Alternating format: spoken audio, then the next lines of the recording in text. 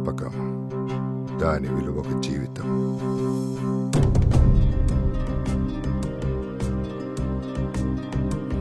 అన్నీ నేరుగా చెప్పుకోలేక అమ్మకి రాసిన ఉత్తరం.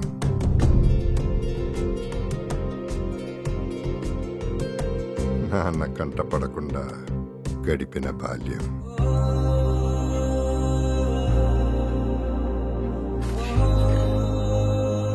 ఆట కోసమే బ్రతికిన రోజులు.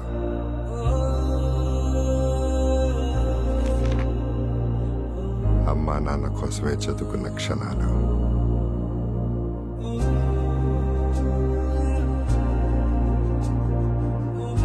అలవాటుగా మారిన అల్లరి పనులు.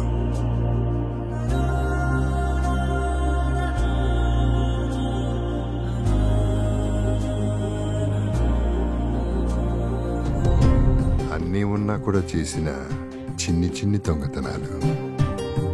కలలా కదిలిపోయిన యవ్వనం,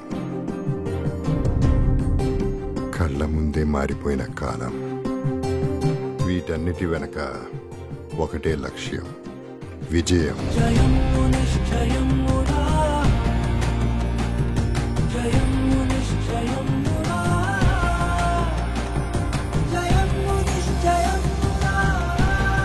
జయమ్ము నిశ్చయమురా అన్న నమ్మకమే సాక్ష్యం. గుర్తుల్ని జ్ఞాపకాలుగా మార్చుకుని మనసులు గెలుచుకున్న మన మనుషుల కథలో వింటారా? జయమ్ము నిశ్చయమురా. With me Jagapathi.